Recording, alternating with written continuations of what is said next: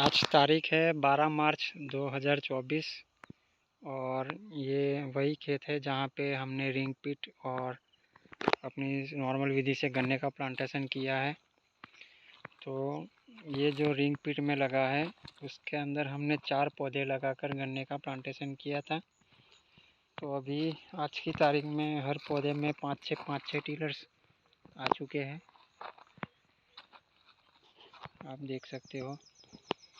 यानी कि आज की तारीख में लगभग 30 के आसपास हर पीट के अंदर कल्ले तैयार हो चुके हैं। तो दिखाने का मतलब है कि रिंग पीट विधि से गन्ने का प्लांटेशन करें या हमारी नॉर्मल विधि से। तो मैं तो पहले से ही बोलता हूँ कि रिंग पीट विधि नहीं लगानी चाहिए। इस विधि में प्रोडक्शन नहीं आता ऐसा कुछ नहीं है, लेकिन रिंग पीट विधि से काफ़ी अच्छा हमारा नॉर्मल विधि में भी गन्ना हो सकता है। देखो ये एक ही दिन पे लगा है गन्ना, ये रिंग पिट में लगा है और ये हमारी नॉर्मल विधि में लगा है। और आप देख सकते हो कितना डिफरेंस है रिंग पिट विधि में और हमारी नॉर्मल विधि में। टीलर्स आ चुके हैं रिंग पिट में भी और इसमें भी आ चुके हैं, लेकिन ये जो गन्ना है वो पूरा एक सार दिख रहा है आपको। और रिंग पिट में क्या होता है कि एक तो यहाँ पे हमारी गड़बड़ी ये हुई थी कि जिस दिन हमने प्लांटेशन किया उसके दूसरे दिन बारिश हुई थी, तो गड्ढों में पानी भर चुका था। तो कुछ गड्ढे ऐसे थे जहाँ पे 4-5 दिन पानी भरा रहा। जिन गड्ढों से पानी निकल गया उस गड्ढों में टीलर जल्दी आने लगे, और जिन गड्ढों में पानी भरा रहा था उसके अंदर टीलर्स अभी निकलना शुरू हुआ है। जैसे अभी आप यहाँ पे देख सकते हो, इसके अंदर अभी दो तीन टीलर्स है।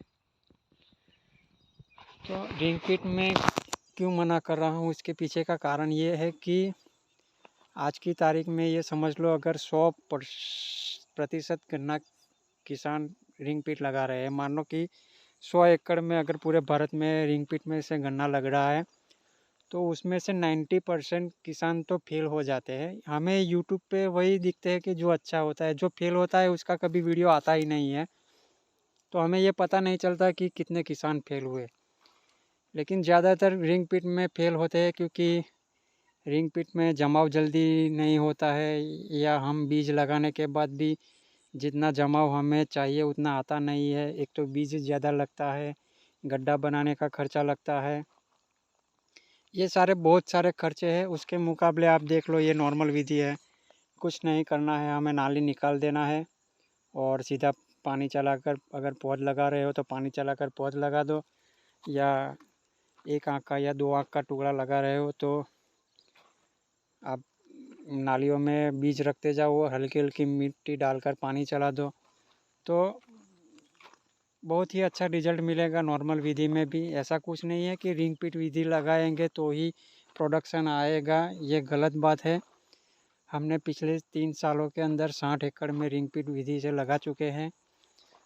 ये हम मना नहीं करते कि इसमें प्रोडक्शन नहीं आता है, हमें पर एकड़ 450 से 820 कुंटल तक का प्रोडक्शन मिला है। ये डिफरेंस इसीलिए मैं आपको दिखा रहा हूँ क्योंकि रिंग पिट विधि और हमारी जो नॉर्मल विधि है एक ही खेत में लगा है, और डिफरेंस आप देख सकते हो, एक ही दिन का प्लांटेशन है। तो ये फ़ायदा होता है हमारी नॉर्मल विधि में। ऐसा नहीं है कि नॉर्मल विधि में प्रोडक्शन नहीं आता है, रिंग पिट विधि लगाएंगे तो ही प्रोडक्शन आएगा। तो ये 100% सत्य नहीं है कि रिंग पिट विधि से ही प्लांटेशन करेंगे तो हमारा प्रोडक्शन बढ़ेगा। आप अपनी नॉर्मल विधि में भी काम करो अच्छे से, तो रिज़ल्ट आपको ज़रूर मिलेगा, उत्पादन बढ़ेगा।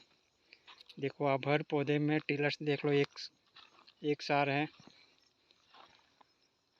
तो यही मेरा मकसद है दिखाने का कि रिंग पिट विधि के पीछे पागल मत हो।